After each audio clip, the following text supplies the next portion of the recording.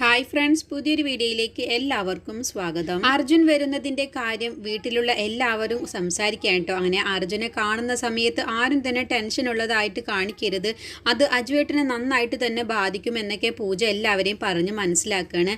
അങ്ങനെ മധു ആൻറ്റി പറയുന്നുണ്ട്, അത് പൂജ പറഞ്ഞത് വളരെ ശരിയാണ്. ഇനി എത്രയും പെട്ടെന്ന് അർജുനെ നമുക്ക് സത്യങ്ങളെല്ലാം കണ്ടെത്തി പുറത്തു കൊണ്ടുവരിക തന്നെ വേണം. അതിനുള്ള കാര്യങ്ങളാണ് ഇനി നമ്മളെല്ലാവരും ചെയ്യേണ്ടത് എന്നൊക്കെ പറയാം കേട്ടോ. അങ്ങനെ അർജുൻ്റെ വരവും കാത്ത് അവരെല്ലാവരും കാത്തിരിക്കുകയാണ്. അങ്ങനെ അർജുൻ പോലീസിൻ്റെ അകമ്പടിയോട് കൂടി തന്നെ വീട്ടിലേക്ക് വരാണ്ട്. അങ്ങനെ അർജുൻ വന്ന ആ ഒരു സൗണ്ട് കേട്ടതോടുകൂടി പൂജ അങ്ങ് ഓടി ചെല്ലുകയാണ് കേട്ടോ.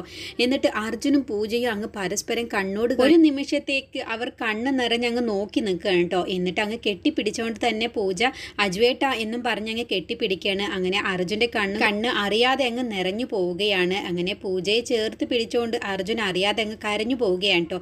എന്നിട്ട് സന്തോഷത്തോട് കൂടി വീട്ടിലേക്ക് എല്ലാവരും അർജുനെ കയറ്റുകയാണ്. എന്നിട്ട് മാധുരി അമ്മയും അച്ഛമ്മയും മധു ആൻറ്റിയും എല്ലാവരും പറയുകയാണ്, ഈ ഒരു നിമിഷത്തിന് വേണ്ടിയാണ് ഞങ്ങൾ എല്ലാവരും ഇത്രയും നേരം കാത്തിരുന്നത് എന്ന് പറയട്ടോ. അങ്ങനെ ആനന്ദ് പറയുന്നുണ്ട്, അർജുൻ മോനെ, ദൈവം നമ്മളെ കൂടെയാണ്. കാരണം ഇന്ന് ഈ മുഹൂർത്തത്തിൽ നീ ഇവിടെ വരുമെന്ന് ഞങ്ങൾ കരുതിയതല്ല എന്നൊക്കെ കണ്ണ് നിറഞ്ഞുകൊണ്ടാണ് കേട്ടോ ആനന്ദ് പറയുന്നത്. അങ്ങനെ മാധുരി അമ്മ ഓടി വരികയാണ്. എന്നിട്ട് അർജുനെ അങ്ങ് കെട്ടിപ്പിടിച്ചുകൊണ്ട് പൊട്ടിക്കരയാണ് കേട്ടോ. അപ്പോഴൊക്കെ അർജുനാണ് കേട്ടോ സമാധാനപ്പെടുത്തുന്നത്. അങ്ങനെ അർജുനെ എല്ലാവരും ചേർന്ന് അങ്ങ് നല്ല സന്തോഷപ്പെടുത്താൻ കേട്ടോ. അങ്ങനെ അരുണിമയും നന്ദനും ആനന്ദും മാധുരിയും കനകേച്ചിയും മധു ആൻറ്റിയും വസന്തൻ അങ്കിളും അഖിലും സ്നേഹിയും എല്ലാവരും കൂടി നന്നായിട്ട് തന്നെ ആ സന്തോഷം പങ്കിടാണ്. അങ്ങനെ ഇനി സമയം കളയേണ്ട, എത്രയും പെട്ടെന്ന് കുഞ്ഞിൻ്റെ നൂലുകെട്ട് ചടങ്ങ് നടത്താമെന്ന് പറയട്ടോ. അങ്ങനെ പൂജ കുഞ്ഞിനെ എടുത്തുകൊണ്ട് വരികയാണ്. അങ്ങനെ അർജുൻ്റെ മടിയിലേക്ക് കുഞ്ഞിനെ വെച്ച് കൊടുക്കുകയാണ്. അങ്ങനെ കുഞ്ഞിന് പിന്നെ ചരടൊക്കെ കെട്ടിക്കൊടുക്കാൻ കേട്ടോ, നൂലൊക്കെ കെട്ടിക്കൊടുക്കുകയാണ്. അങ്ങനെ വളയൊക്കെ ഇട്ട് കൊടുക്കുകയാണ്. അങ്ങനെ സന്തോഷത്തോടു കൂടി ആ ഒരു കാര്യം അത്രയും നന്നായിട്ട് തന്നെ കുഞ്ഞിൻ്റെ ആ നൂലുകെട്ട് ചടങ്ങ് നന്നായിട്ട് തന്നെ ആഘോഷിക്കാൻ കേട്ടോ.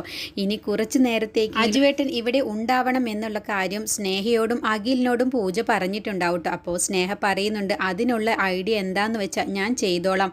എന്തായാലും ഒരു 4 മണിക്കൂർ നേരത്തേക്കെങ്കിലും അർജുൻ സാർ ഈ വീട്ടിൽ തന്നെ ഉണ്ടാവും. അതിന് വേണ്ടിയിട്ടുള്ള ഉപായങ്ങളൊക്കെ ഞാൻ കണ്ടെത്തിക്കോളാം എന്ന് പറയാണ്. അങ്ങനെ സ്നേഹയുടെ ആ ഒരു ഉപായം കൊണ്ട് തന്നെ അർജുൻ 4 മണിക്കൂർ നേരത്തേക്ക് വീട്ടിൽ തന്നെ ഉണ്ടാവുകയാണ് കേട്ടോ. അപ്പോൾ അതിനു വേണ്ടി സ്നേഹ അഖിലിനെയും കൂട്ടി സ്നേഹ പോലീസുകാരെ അങ്ങ് മയക്കിയെടുക്കുകയാണ് കേട്ടോ. അങ്ങനെ അവർക്ക് പായസമൊക്കെ കൊടുക്കുന്ന സമയത്ത് കുറച്ച് നേരം അവരൊക്കെ ഒന്ന് റിലാക്സ് ആയി ഇരുന്നോട്ടെ എന്ന് കരുതുകയാണ് കേട്ടോ. അങ്ങനെ പൂജ ആവശ്യപ്പെട്ടതുപോലെ തന്നെ 4 മണിക്കൂർ നേരത്തേക്ക് അർജുനെ ആ വീട്ടിൽ തന്നെ ഉണ്ടാവണം എന്നുള്ള കാര്യം സ്നേഹ സാധിച്ചു കൊടുക്കാൻ കേട്ടോ. സ്നേഹയും അഖിലും കൂടി ആ ഒരു ആഗ്രഹം സാധിച്ചു കൊടുക്കുകയാണ്. പിന്നീട് അർജുൻ തിരികെ പോകുന്ന സമയത്ത് വല്ലാത്തൊരു സങ്കടമാണ് കേട്ടോ അവർക്ക് എല്ലാവർക്കും വരുന്നത്. അങ്ങനെ പൂജയ്ക്ക് വീണ്ടും വാശി കയറുകയാണ് കേട്ടോ. അജുവേട്ടനെ എത്രയും പെട്ടെന്ന് തന്നെ നിരപരാധിത്വം തെളിയിച്ച് പുറത്ത് കൊണ്ടുവരണം എന്നുള്ള ആ ഒരു വാശി പൂജയ്ക്ക് വരികയാണ്. മറഞ്ഞിരിക്കുന്ന ആ ശത്രു ആരാണെന്നുള്ളത് കണ്ടെത്തണമെന്ന് പൂജ തീരുമാനിക്കാൻ കേട്ടോ. അങ്ങനെ മധു ആൻറ്റി പറഞ്ഞിട്ടുണ്ടാവും, ഞാൻ ഉറപ്പു തരുന്നു, പ്രിയ ഒരിക്കലും നന്നാവില്ല. പ്രിയ മരണം വരെയും അവളുടെ സ്വഭാവത്തിൽ ഒരു വ്യത്യാസവും വരില്ല. ഇപ്പോൾ അവൾ കാണിക്കുന്നത് എല്ലാം തന്നെ ഒരു നാട്യം മാത്രമാണ്. അവൾ എന്തോ ഒരു ഉദ്ദേശം മനസ്സിൽ വെച്ചിട്ട് തന്നെയാണ് അവളിപ്പോൾ പാവത്തിൻ്റെ പോലെ അഭിനയിക്കുന്നത് എന്നൊക്കെ മധു ആൻറ്റി തറപ്പിച്ച് പൂജയോട് പറഞ്ഞു കൊടുക്കുകയാണ്. അങ്ങനെ ഇനി എത്രയും പെട്ടെന്ന് തന്നെ അർജുൻ്റെ നിരപരാധിത്വങ്ങൾ എല്ലാം തന്നെ അവർ കണ്ടെത്തി തെളിയിക്കുക തന്നെയാണ് കേട്ടോ ചെയ്യുന്നത്. ഇനി അധികം വൈകാതെ തന്നെ അർജുൻ പുറത്തിറങ്ങുന്നതായിരിക്കും. ഇനിയുള്ള എപ്പിസോഡുകൾ എത്രയും പെട്ടെന്ന് തന്നെ അർജുനെ പുറത്തിറക്കുന്ന എപ്പിസോഡുകളായിരിക്കും. നൂലുകെട്ട് ചടങ്ങിൽ കുഞ്ഞിന് സ്വർണം കെട്ടാൻ പറയുന്നത് അച്ഛമ്മ മധു ആൻറ്റിയോടാണ് കേട്ടോ. പാരമ്പര്യമായി തലമുറകളായി കൈമാറി വരുന്ന ഈ സ്വർണമാണ് കുഞ്ഞിന് നല്ല മനസ്സോടു കൂടി ഇനി കെട്ടിക്കൊടുക്കണം എന്നൊക്കെ മധു ആൻറ്റിയോട് അച്ഛമ്മ പറയുന്നുണ്ട്. ഇത് സൂക്ഷിച്ച് നല്ല മനസ്സോടെ പ്രാർത്ഥനയോട് കൂടി വേണം കുഞ്ഞിന് കെട്ടിക്കൊടുക്കാൻ. ഇനിയും വീണ്ടും ഒരുപാട് തലമുറകൾ കൈമാറി വരേണ്ട സ്വർണമാണ് എന്നൊക്കെ അച്ഛമ്മ മധു ആൻറ്റിയോട് പറയുന്നുണ്ട്. അർജുൻ തിരികെ ജയിലിലേക്ക് തന്നെ പോകുന്നതിൻ്റെ മുന്നേ പൂജയോട് കുറച്ച് കാര്യങ്ങളൊക്കെ അർജുൻ പറഞ്ഞ് മനസ്സിലാക്കി കൊടുക്കുന്നുണ്ട് കേട്ടോ. ഓരോ കാര്യങ്ങളും തെളിയിക്കാനുള്ളതും ഓരോ പോയിന്റുകൾ കണ്ടെത്താനുള്ളതും എല്ലാം തന്നെ അർജുൻ പൂജയോടും സ്നേഹയോടും അഖിലിനോടും വസന്തനോടും മധു ആൻറ്റിയോടൊക്കെ പറഞ്ഞ് മനസ്സിലാക്കി കൊടുക്കുന്നുണ്ട്.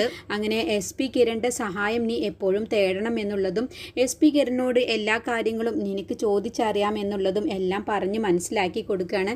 കിരൺ ഇപ്പോൾ ഈ കേസ് അന്വേഷണത്തിൻ്റെ പുറകിൽ ഇല്ലെങ്കിലും അവൻ ഇപ്പോഴും എനിക്ക് വേണ്ടി ഇപ്പോഴും പ്രവർത്തിച്ചു കൊണ്ടിരിക്കുക തന്നെയാണ്. ആരും അറിയാതെ തന്നെയാണ് ഓരോ കാര്യങ്ങളും കണ്ടെത്താൻ വേണ്ടി കിരൺ ശ്രമിക്കുന്നത്. കിരൺ എന്നെ ജയിലിലേക്ക് കാണാൻ വരാറുണ്ട്. എന്നിട്ട് ഓരോ ഓരോ കാര്യങ്ങളും എനിക്ക് പറഞ്ഞു തരാറുണ്ട് എന്നൊക്കെ പൂജയോട് അർജുൻ പറയുന്നുണ്ട്. അങ്ങനെ അർജുൻ ആ സത്യവും കൂടി പറയാൻ കേട്ടോ. വിശ്വനാഥൻ അച്ഛൻ അർജുനെ കാണാൻ വേണ്ടി ജയിലിൽ വന്ന കാര്യവും പിന്നീട് ഉണ്ടായ കാര്യങ്ങളെല്ലാം തന്നെ അർജുൻ പൂജയോട് പറയുന്നുണ്ട്. അത് കേൾക്കുമ്പോൾ പൂജയ്ക്ക് നല്ല സങ്കടം വരികയാണ് കേട്ടോ.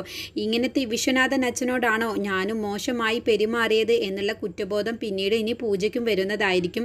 പൂജയെ രക്ഷിക്കാൻ വേണ്ടിയിട്ടാണ് വിശ്വനാഥൻ അച്ഛൻ പ്രിയയെ പോലെയുള്ള വൃത്തികെട്ടവളെ ആ സ്നേഹസദനത്തിൽ താമസിപ്പിച്ചത് എന്നുള്ളതും പൂജയുടെ സംരക്ഷണത്തിന് വേണ്ടിയിട്ടാണ് ഞാൻ അവളെ അവിടെ നിർത്തിയത് എന്നൊക്കെ അർജുനോട് വിശ്വനാഥൻ അച്ഛൻ പറഞ്ഞ കാര്യം പൂജയോട് പറഞ്ഞു കൊടുക്കുകയാണ്. അത് കേൾക്കുമ്പോൾ പൂജയ്ക്ക് നല്ല വിഷമം വരുന്നുണ്ട് കേട്ടോ. അങ്ങനത്തെ അച്ഛനെയാണല്ലോ ഞാൻ ഒരു നിമിഷത്തേക്കാണെങ്കിലും തെറ്റിദ്ധരിച്ചല്ലോ എന്നൊക്കെ കുറ്റബോധം പൂജയുടെ മനസ്സിൽ വരുന്നുണ്ട്.